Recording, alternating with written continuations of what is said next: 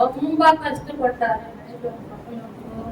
இல்லாது இரும்பி இரும்பி இரும்பி ஒரு சொரமும் சொரமும் சொரமும் அம்மா அம்மா அம்மா அம்மான்ட்டு விட்டுறாரு. நைட்டெல்லாம் கொண்டு விட்டுறாரு. நான் பாப்பாடுங்கன்னாக்கா என்னால முடியலமான்னு சொல்றாரு. என்னப்பா பாஸ்டருக்கு ஃபோன் பண்ணி ப்ரேயர் பண்ணி அவரே சொன்னாரு, பாஸ்டருக்கு ஃபோன் பண்ணுங்க நான் ப்ரேயர் பண்ணிக்கிறேன்னு சொன்னாரு. சரின்ட்டு அம்மா கிட்ட சொன்னாரு, அம்மா பாஸ்டருக்கு ஃபோன் பண்ண ப்ரேயர் பண்ணிக்கிறாரம்மா, உன்னால முடியலமோ நைட்டெல்லாம் தூங்கலம்மா. நான் தான் காரியங்கள் இருந்தேன். அவங்களும் உடம்பு சரியில்லாதவங்க, அவங்க எவ்வளோ நேரம் நான் விட்டுட்டு நிற்க முடியுமா? அவங்களும் பசங்களுக்கு போய் படக்க சொல்லிட்டு நானும் கூட இருந்துட்டு தைல தேய்ச்சி விட்டு ஜம்முன்னு விட்டுட்டு உடம்பெல்லாம் தேய்ச்சி விட்டா முடியல. உடம்பெல்லாம் நெருப்பா கொடுக்குது. காலையில் வீட்டுக்கு போயிட்டு 24 ஹாஸ்பிட்டலுக்கு கூட்டிட்டு போனோம். அங்கே ஒரு ஊசி போட்டுட்டு புகை வச்சாங்க. இன்னும் அதிகமாகி போச்சு. என்ன பண்றது, நாங்கள் ஒன்றுமே பண்ண முடியல. எதுவுமே பாஸ்டருக்கு ஃபோன் பண்ணி அம்மா பாஸ்டருக்கு ப்ரேயர் பண்ணி கொஞ்சம் ப்ராப்ளம் குறைஞ்சிச்சு. இரும்பும் கொஞ்சம் குறைஞ்சிச்சு. அதுக்கப்புறம் ஹாஸ்பிட்டலுக்கு கூட்டிட்டு போனோம். மறக்காம பாஸ்டர் வந்து ஜெபம் பண்ணிட்டு இருந்தார். ஹாஸ்பிட்டலுக்கு கூட்டிட்டு போனோம். ஹாஸ்பிட்டல் என்ன சொன்னாங்க, எல்லா டெஸ்ட்டும் எடுத்துட்டாங்க. எடுத்துட்டு இவங்க எல்லாம் தேவையாக தான் இருக்குதோ வந்து வேண்டாம் நினைக்கு வந்து அட்மிட் ஆகுமான்னு தெரிஞ்சுக்கோங்க. என்ன பண்ணணுமான்னு சொல்லிட்டு அவங்க கேட்டாங்க, என்ன பண்ண போறாங்க அப்படின்னா அவங்க டேவஸ் பண்ணணும், இல்லைன்னா முடியாது அப்படின்னு அவங்க சொல்லுவாங்க. எனக்கு டைம் கொடுங்க, என்னால் முடியல, என் உடம்புல சக்தி இல்லை, பலம் இல்லை எங்களுக்கு, எனக்கு கொஞ்சம் டைம் கொடுங்க அவங்க கேட்டாங்க. இல்லைப்பா முடியாதோன்னு கேட்டாங்க. அவங்க அந்த வீட்டுக்கு வந்து வேலைக்கிழமைக்கு நல்லா சாப்பாடெல்லாம் செஞ்சு கட்டிக்கிட்டு ஹாஸ்பிட்டலுக்கு ஃபோன் பண்ணிட்டு ப்ரேயர் பண்ணிட்டு ஹாஸ்பிட்டலுக்கு போனோம். நம்ம வச்சுட்டு போனோம். அங்கே போனால் இப்போதைக்கு சமயத்துக்கு அந்த ப்ரேயர்ஸை பண்ணக்கூடாது சுவாமி, நீங்க பேசணும், டாக்டர்கிட்ட நீ பேசணும், எங்களுக்கு பின்பாக நீ எல்லாம் சொல்லிட்டு நீ பேசணும் சுவாமி. நாங்கள் ப்ரேயர் பண்ணிட்டு போனோம். ஹாஸ்பிட்டல் ப்ரேயர் பண்ணாதே அதே போல அதாவது நம்ம ஹாஸ்பிட்டல்ல கால் இருக்கும் போது இப்போதைக்கு அவருக்கு ப்ரேயர்ஸை பண்ண வேணாம், அவருக்கு உடம்புல சக்தி இல்லை, ரத்தம் இல்லை, கொஞ்ச நாள் பார்க்கலாம் அப்படின்ட்டு கடவுளுக்கு சித்தமான எது நடக்கணுமோ அப்படின்ட்டு நம்ம திரும்பி வீட்டுக்கு வந்தோம். திரும்பி நேற்று நம்ம நல்லா சொன்னாங்க, நேற்று சொன்னாங்க போயிட்டு என்னமோ கையில் என்னமோ தலைவு போடுறேன்னு சொன்னாங்க. அது என்னன்னு எனக்கு தெரியாது. போனேன். அவர் என்ன சொல்லிட்டாரு, இப்போ இல்லை செவ்வாய்க்கிழமை எனக்கு வாங்க வந்தாரு சொன்னாரு. சரி அது ஒரு நல்லது நான் நினச்சிட்டு ரொம்ப முடியாத பட்சத்தில் எனக்குள்ள கருத்தை ஆட்டிட்டு நடந்துச்சுன்னா கருத்துக்கு போடாமல் போலீஸ் தோற்றம்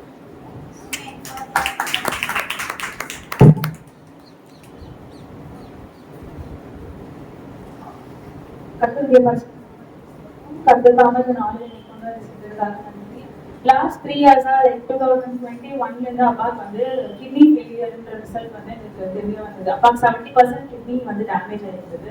சுகர், பிபி எல்லாமே மைல்ட் அட்டாக் போய் தான் எங்களுக்கு வந்து கிட்னி ப்ராப்ளம் இருக்கிறதே வந்து தெரிஞ்சது. அப்பவே கிரியேட்டின் லெவல் வந்து 3.5 சம்திங் இருந்தது. அவங்க அப்பயே சொன்னாங்க 6 மேல போச்சுன்னா டயாலிசிஸ் பண்ண வேண்டிய நிலைமை இருக்கும் அப்படின்ற மாதிரி சொல்லியிருந்தாங்க. அதுக்கப்புறம் சாந்தத்தில் இருக்கும்போது இசபெல் ஹாஸ்பிட்டல் தான் பார்த்துட்டு இருக்கோம். அவங்க டயட் மட்டும் தான் சொல்லிட்டு இருந்தாங்க, தவிர்த்து வேற எதுவுமே சொல்லலை. சரி செகண்ட் ஒப்பீனியன் போகலாம் அப்படின்ற பட்சத்துல தான் இந்த காமாட்சி ஹாஸ்பிட்டல் வந்து வந்தோம். அங்க போனா வந்து ஒரே மாசத்துல வந்து அப்பா 6 வரைக்கும் வந்துச்சு கிரியேட்டின் லெவல்.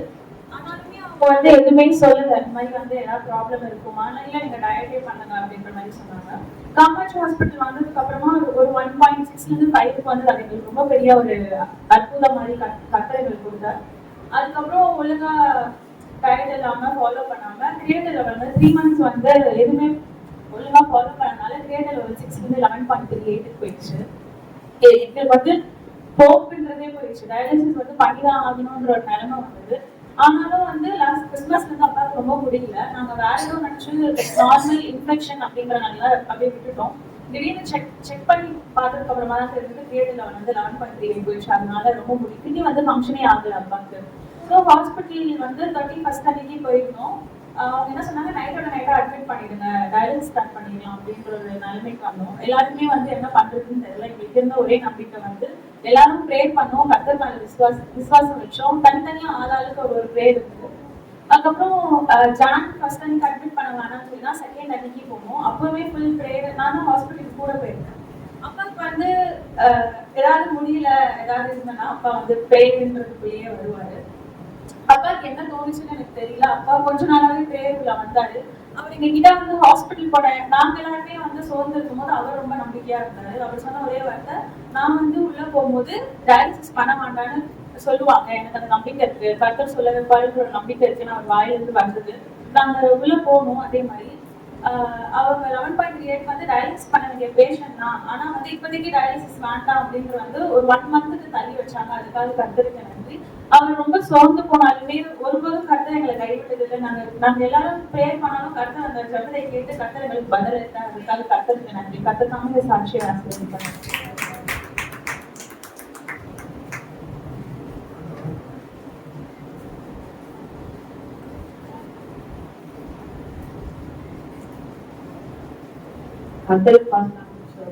இன்னைக்கு காலையில எப்படியாவது சீக்கிரம் வந்து எதனால ஒரு வேலை செய்வேன் மன வாந்தியா இருக்குது. ஆனா எப்படி இருந்தாலும் பஸ்ல ஒன்று இருக்கிறதுனால எனக்கு இங்க இருக்கிறவங்க எப்படியாவது இது பண்ணி வந்துடுவேன். அங்கிருந்து வர நேரத்துல நம்மோட உட்காந்தா டயர் என்னது முன்னாடி 2 பஸ் போயிடுச்சு, 3வது பஸ் இந்த மாதிரி இருக்குது. நம்ம எவ்வளவு சரி இந்த வருஷம் பஸ் ஆச்சு எப்படின்னா சீக்கிரம் போகணுன்ற ஒரு எண்ணத்துல இருக்கிறது. ஏன் சாத்தா இப்படி போட்டானே எனக்கு ஒரு கவலையா இருக்குது. சரி பரவாயில்ல இருக்கட்டும், கத்தருக்கு சொல்ல நான் தானே முதலாம் வந்து உட்காந்துருக்கேன். எல்லாம் பீட்டிக்கிட்டா இருக்க கூடாது. யாருக்கும் ஒரு ஜென்ஸ் வந்தாலும் என் மனசு எப்பயுமே அப்படிதான் நினைப்பேன். மனசுக்குள்ள இது இருக்கும். அங்க கொஞ்சம் ஒரு ஜென்ஸ் ஒரு 3 ஜென்ஸ் வந்து உட்காந்து அப்பா நிம்மதியா போச்சு. கொஞ்ச நேரத்துல பஸ்ஸும் எடுத்துட்டாங்க. ரொம்ப டைம் பார்த்து வந்தேன். 7 எப்ப பார்த்தா 2 வாரமா 7:45 7:30 இல்ல 7:45 8 5 நிமிஷம் அப்படிதான் இருக்குது. எனக்கு எங்க அத்தை ஒரு அளவுக்கு கொஞ்சம் சீக்கிரம் கொண்டு வந்ததுன்னா இது பெருமை படத்துக்கே இல்ல. உடம்பு கொண்டு சொல்லுறேன்.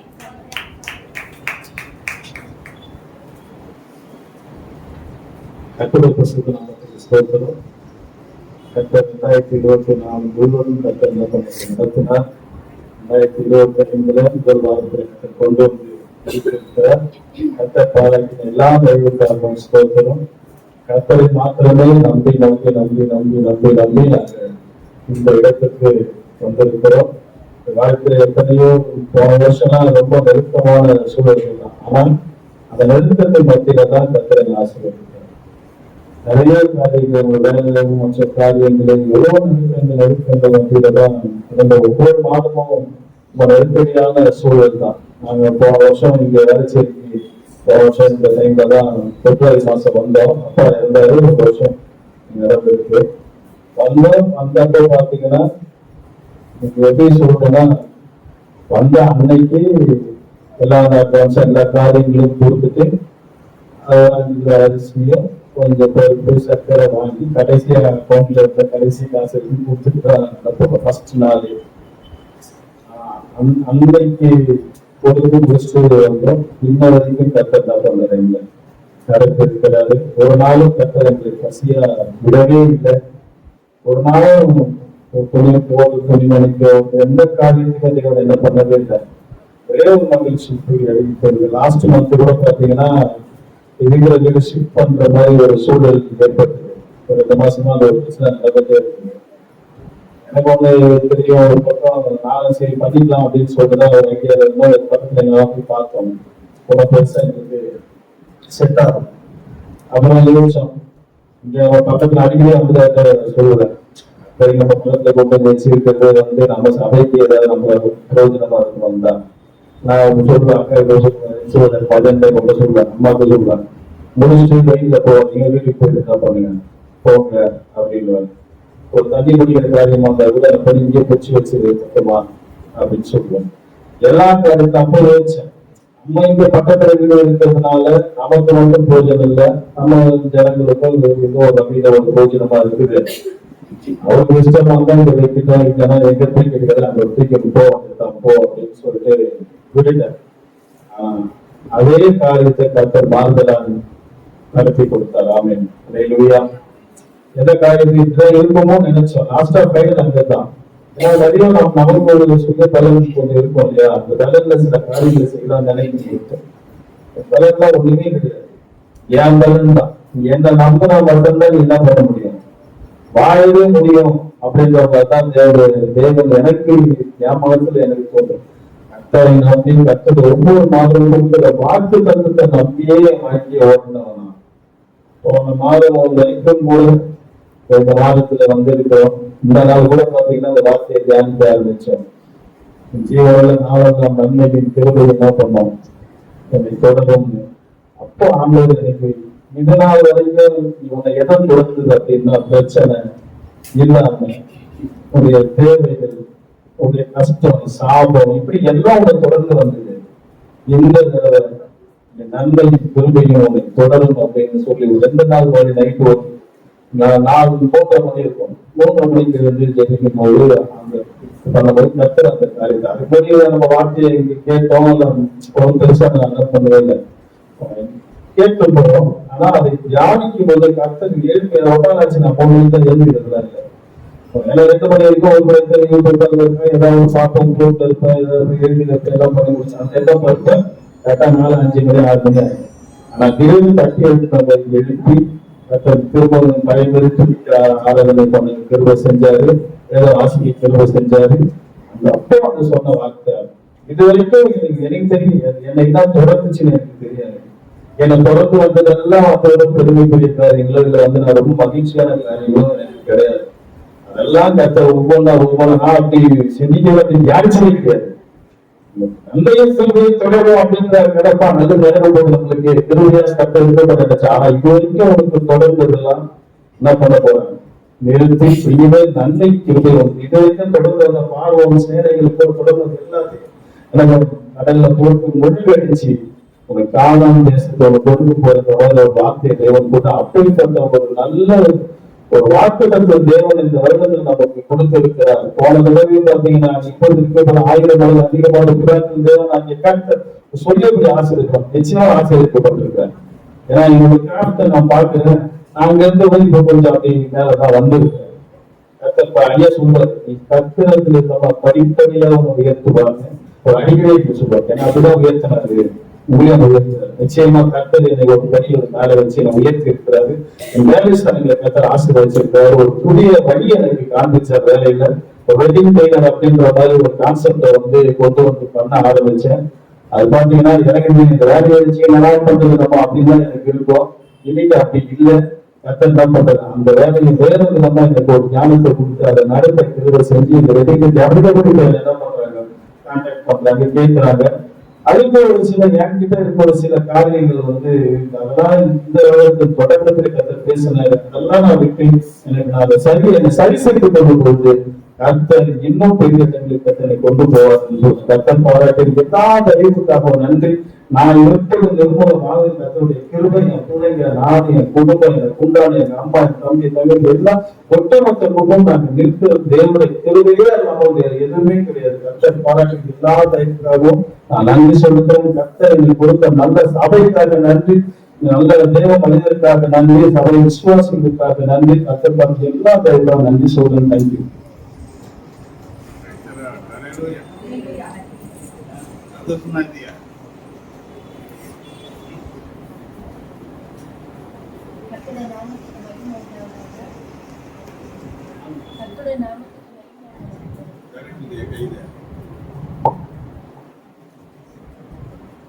கர்த்தருடைய நாமத்துக்கு மகிமை உண்டாதாக. ஆண்டவர் தாமே கடந்த ஆண்டெல்லாம் தேவன் தாமே கண்மணி போல பாதுகாத்து வந்தாங்க. தாயாளர் தன் பாலகனை மறந்தால் மறப்பால் அவனை மறப்பதற்கு சொல்லி ஆண்டவருக்கு தன் வாக்கை செய்கிறாங்க. தேவன் தாமே கடந்த மாதம் முழுக்க, கடந்த ஆண்டு முழுக்க தேவன் தாமே கண்மணி போல பாதுகாத்து வந்தாங்க. அதற்காக ஆண்டவர் சுதந்திரத்தினர் கடந்த வாரத்தில் கூட நமக்கு தலைவீனமாகவே இருந்துச்சு. அவங்களுக்கு ஜோம் பண்ணிட்டு போனேன். கர்த்தர் தாமே நல்ல ஆரோக்கிய சுகத்தை படுத்து கொடுத்தாங்க. பலவீனமா இருக்கு சரி, வீட்டிலே இருந்ததா அந்த 4 வேலைக்கு போயிருக்க முடியாது இருந்துச்சு. அப்படியே பலவீனமாவே இருந்திருக்காங்க. சபைக்கு நான் ஓடி வந்ததுனால வேலைக்கு போயிட்டு வருவோம், அந்த விரைவில் வேலை விட்டு பட்டு போவோம். கர்த்தர் தாமே கொடுத்தாங்க, நல்ல ஆரோக்கிய சுகத்தை படுத்து கொடுத்தாங்க. அதற்காக நான் நன்றி சொல்றேன். கர்த்தர் தாமே சுசரிச்சு ஆசிரியர் பண்ணாங்க.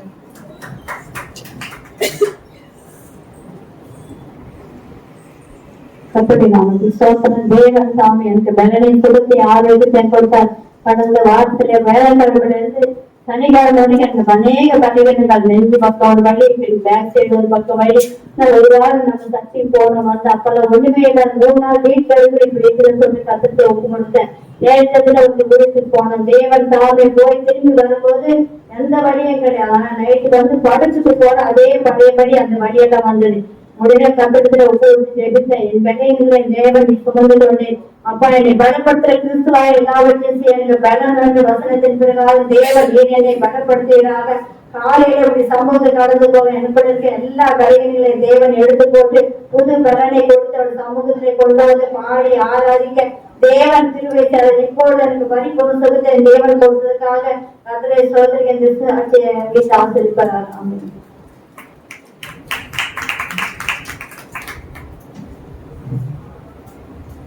கர்த்தருடைய பரிசுத்த நாமத்துக்கு மகிமை உண்டாவதாக. கடந்த 1ஆம் தேதி வந்து நாங்க ஊருக்கு கிளம்பி போனதுக்கு எழுதி அது போகிறதுக்கு வந்து டிக்கெட் வந்து எங்களுக்கு கன்ஃபார்ம் ஆச்சு. அதனால நாங்க வந்து எங்களுக்கு 7:50 நைட்டு ட்ரெயின் இருந்தது. அன்னைக்கு காலையில இருந்து எனக்கு வந்து ரொம்ப வீசிங்கா இருந்துச்சு. ஈவினிங் ஆக ரொம்ப வீசிங்கா இருந்துச்சு. அதனால அவங்க வந்து கிளம்ப போகணும்னு சொல்லிட்டு எல்லா காரியத்தையும் நான் பார்த்துட்டு தான் இருந்தேன். நாங்க ஆட்டோ புக் பண்ணோம். ஆட்டோ வந்துருச்சுன்னு சொன்னாங்க. அதுக்கப்புறம் வந்து பார்த்தா ஆட்டோவே இல்லை. ரொம்ப நேரம் ட்ரை பண்ணோம், அந்த ஆட்டோ எங்களுக்கு கிடைக்கல. திருப்பி அதை கேன்சல் பண்ணிட்டு இன்னும் ஒரு ஆட்டோ புக் பண்றோம். புக்கே அதுல ரொம்ப நேரம் டைம் ஆகுது. 7 மணி ஆகுது. இன்னும் நம்ம இங்கேயே தான் நின்றுட்டு இருக்கோம் ஆட்டோ கிடைக்காம. அதுக்கப்புறம் ஒரு ஆட்டோ வந்தது. அதுக்கப்புறம் நாங்க வந்து ஸ்டேஷன் போயாச்சு. கரெக்டா உள்ள போய் ஒரு 2 நிமிஷம் தான் இருக்கும், ட்ரெயின் வந்துருச்சு. டிக்கெட் எடுக்க போனாங்க, ஆனா ட்ரெயின் வந்துச்சு, அவங்க எடுத்து வரல. கரெக்டா 7:15 ட்ரெயின் வந்துச்சு. அந்த ட்ரெயினையும் எங்களால ஏற முடியல. அப்பதான் நாங்களும் வெயிட் பண்ணிட்டே இருக்கிறோம். கரெக்டா 7:32 தான் ட்ரெயினே வருது. இன்னும் நாங்க வந்து எக்மோ வரைக்கும் போவோம். 7:50 ட்ரெயின் 7:32 வரைக்கும் இங்கதான் நாங்க நிற்கிறோம். இருந்தாலும் எனக்கு வந்து நம்ம போக மாட்டோமா, அந்த ட்ரெயின் நம்ம பிடிக்குமா தெரியலையே ஒரு பயம் இருந்தாலும் அந்த என்ன தடையிருக்க கூடாது, நாங்க போகணும் அப்படின்னு ஒரு ஜபத்துல நான் இருந்தேன். அடுத்தது அந்த ட்ரெயின்ல நாங்க ஏறி இறங்கியாச்சு. ஏறுற மாதிரி வரும் இல்லைங்களா, அப்படி ஏறும் போது எனக்கு ரொம்ப பயங்கரமான வீசிங்க. அந்த வீசிங்ல எனக்கு மூச்சுவே விட முடியாது. நெஞ்சு ஃபுல்லா வலி எடுத்துக்கிட்டு என்னால ஏறவே முடியல, நடக்கவே சுத்தமா முடியல. பாதி வரைக்கும் தான் ஏறவே முடியல. இதுக்கு மேலதான் போய் ட்ரெயின் எங்க இருக்குது, எந்த கம்பார்ட்மெண்ட் எல்லாமே பார்க்கணும். ஏற்கனவே டைம் ஆயிடுச்சு. பேக் ஒண்ணு மாட்டிருக்காரு, கையில ஒரு பேக் வச்சிருக்காரு. என்னால நடக்கவே முடியல, நெஞ்சு ரொம்ப வலிக்குது அப்படின்னு சொன்னேன். அவங்க இனி ஒரு கையில குடிச்சிட்டு கடகடகடமே எடுத்துட்டு போனாங்க. அதுக்கடுத்து அங்க போய் ட்ரெயின் எங்க இருக்குதுன்னு சொல்லிட்டு நாங்க பக்கம் திருப்பி வந்து எஸ்கலேட்டர் இருக்கு, ஆனா அது ஒர்க் பண்ணல. அதுலயும் என்னால இறங்கவே முடியல. ஆனாலும் நான் வந்து கைவச்சு கொண்டு கீழே வரைக்கும் வந்துட்டாங்க. ட்ரெயின் நிற்குது, இந்த கம்பார்ட்மெண்ட் பார்த்துட்டு நாங்க ஏறிட்டு எந்த ஷீட்டு ஜஸ்ட் ஒரு 2 நிமிஷம் கூட இருக்காது. ட்ரெயின்ல ஏறி கரெக்டா சீட் எங்க இருக்குன்னு பார்த்து நான் அப்பதான் உட்கார்ந்து 1 செகண்ட் கூட ட்ரெயின் மூவ் ஆச்சு. அதான் என்னால முடியலன்னு சொல்லிட்டு அங்க வெயிட் பண்ணி இறங்கி இருந்தா அப்படி ட்ரெயின் மூவ் ஆயிருந்தா பேக் இருக்குது, பிள்ளைங்க இருக்கிறாங்க, எப்படி ஏறி முடியல. ட்ரெயின் எங்களால மிஸ் பண்ணிருப்போம். ஆனாலும் ஆண்களுடைய திரும்ப கரெக்டா போய் உட்கார்ந்து அந்த நிமிஷமே வண்டி மூவ் ஆயிடுச்சு. ஒரு பெரிய ஒரு அற்புதம் ஆண்டவர் எங்களுக்கு செய்திருக்காரு. ஆண்டவர் தாமே எங்களை அந்த இடத்துக்கு கொண்டு போய் எல்லாரையும் பார்க்க கொடுத்ததான திருமையை ஆண்டவர் எங்களுக்கு பாராட்டினாரு. அங்க இருந்து எங்களுக்கு தைரியம் தந்தாரு. அதற்காக நான் ஆண்டவருக்கு நன்றி செலுத்தினேன். அடுத்தது எங்களுக்கு நேற்று நைட்டு தான் ட்ரெயின், ஆனா கன்ஃபார்மே ஆகல. என்ன பண்றது தெரியல. இருந்தாலும் வந்து பஸ் ட்ரை பண்ணலாம்னு பார்த்தா பஸ்ஸும் வந்து ரொம்ப டிக்கெட் ஹெவியா இருக்குது, கிடைக்கிற மாதிரி இல்ல. ஆண்டவர் அந்த இடத்துலயும் ஒரு அனுபவத்தை இருந்திருந்தாரு. எங்க வீட்டுக்காரருடைய தங்கச்சியோட கணவருக்கு வந்து கார் எடுத்து வந்து சென்னையில டிராப் பண்ணணும்னு ஒரு இது இருந்துச்சு. சும்மாதான் கார் போகுது. ஆனா ஆண்டவருக்காமே அந்த கார்ல நாங்க வந்து ஆண்டவர்களுக்கு உதவி செய்து பெரிய ஒரு அற்புதம். இல்லைன்னா என்ன பண்றது, பஸ்ஸும் கிடைக்கல, ட்ரெயினும் கிடைக்கல, எப்படி போறது அப்படிப்பட்ட பல சமாதான தொழில்கள் வரலாம். அதனால ஆண்டவர் இப்படிப்பட்ட ஒரு தடைகள் இருந்தாலும் ஒரு அற்புதத்தை ஆண்டவர்கள் இடத்துல எங்களுக்கு வைத்திருந்தாரு. நேற்று தினத்துல நாங்க ஒரு 11 மணிக்கு கிளம்பி வந்து நாங்க ஒரு 1:45 மணிக்கு இருக்கோம். நாங்க வந்து கார் மூவ் பண்ணி வீட்டுக்கு வரும்போது 1 மணி. அதனால நைட்டு ஆண்டவர் தாமே எந்த ஒரு தீங்கு இல்லாதபடிக்கு என்னுடைய பாதுகாப்பு எங்களோடு கூட இருந்தது. காரணால எனக்கு கொஞ்சம் ஒத்துக்காது, ஆனாலும் பல பலவீனமாக இருந்தது. ஆனாலும் தேவனுடைய கிருபை எங்களோடு கூட இருந்து இந்த நாட்களில் இந்த முதலாவது வருகிற தேவனுடைய சமூகத்துல ஆண்டவர்களை குடும்பமாய் கொண்டு வந்தாரு. துரிதமாய் வரணும் ரொம்ப பிரயோசப்பட்ட, ஆனாலும் சில சபைகள் ஆனாலும் ஆண்டுடைய சமூகத்தில் ஆண்டவர்களை கொண்டு வந்து வைத்த மகாபெரிய கிருபைகளுக்காக நன்றி செலுத்துற ஆண்டவர் எல்லா நன்மைக்காகவும் ஈவக்காகவும் நான் நன்றி செலுத்துறேன். சாட்சியதாமே தேவன் ஆசீர்வதித்து அங்கீகரிப்பார்கள். ஆமென்.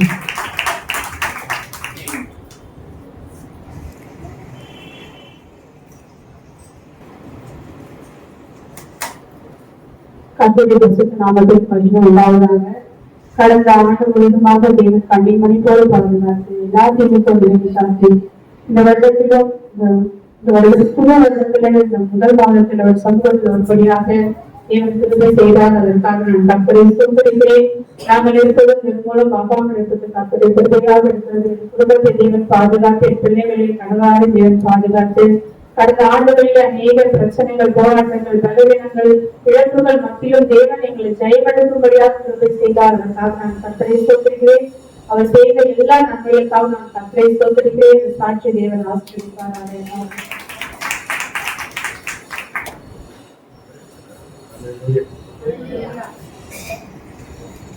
கடந்து வந்த பாதைகள்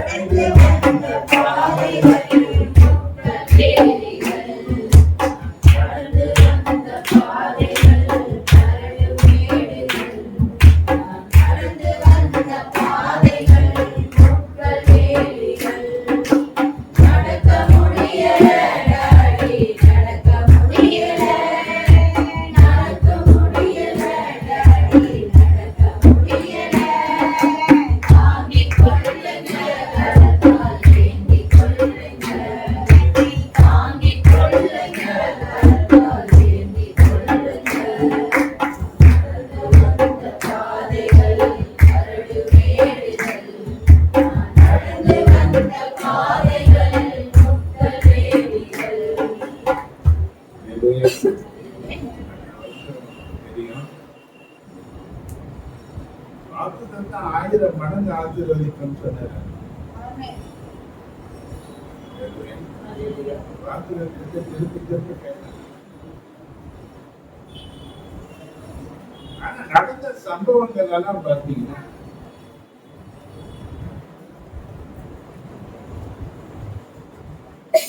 ஒரு ஆக்சிடென்ட் ஆச்சு. அதனால டாக்டர் அதுக்கு பிறகு பார்த்தீங்கன்னா சொன்னாங்க கேன்சர், அதுபோல் தலைவலி.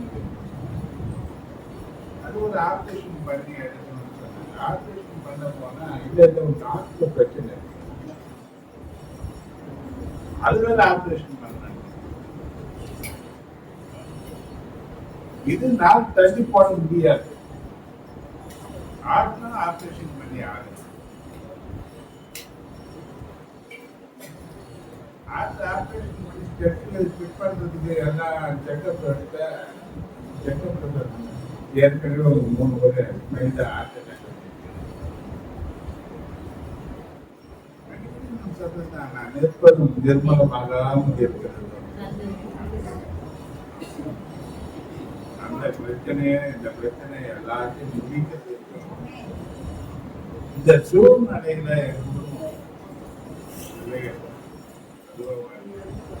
நாளை உதவியா இருந்து கர்த்தர் எனக்கு உதவி செய்கிறது. தேவைகளை இம்மற்ற நடத்தினார், இணைய நடத்துவார்.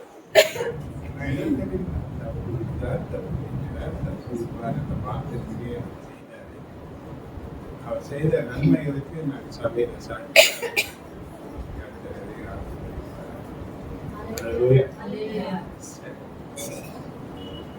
ஒரு காரியத்தை சேர் கம்மியா இருக்கு. நிறைய பேர் என்ன வரவங்கன்னா சேர் எதிர்பார்க்க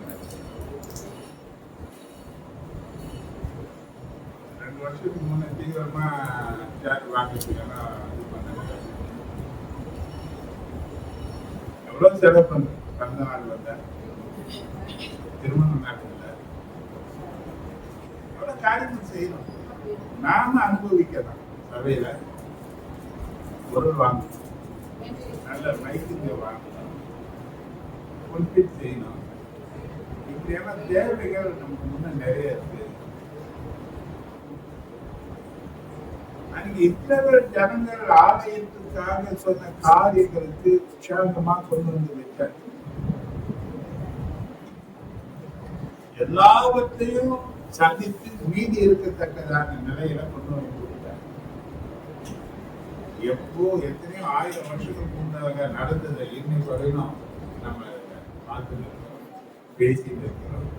அதனுடைய நன்மைகளை கர்த்தர் முன்பாக வைக்கிற ஒவ்வொன்றும் கர்த்தர் சமூகத்தில் நினைக்கப்படுவதற்கு காரணமா இருக்கும். உற்சாகமா செய்யணும்.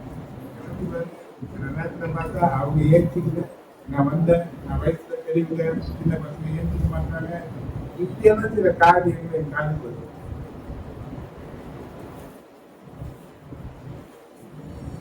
நாம தேவனுடைய பிள்ளைகளை நமக்கு தீமை செய்தவங்களுக்கு கூட நன்மை செய்யக்கூடிய நிலையில நம்ம வாழ முடியும். இந்த காரியங்களை நாம விட்டு கொடுப்போம். இதெல்லாம் நம்மளால முடிஞ்ச நன்மைகளை நம்ம செய்வோம். சபை காலத்தில் பேசி பண்ணுங்க.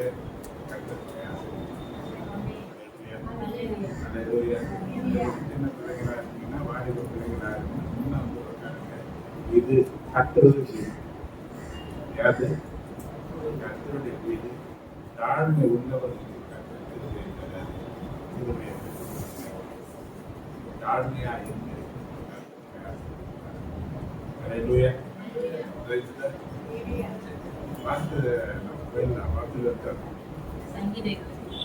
சங்கீதா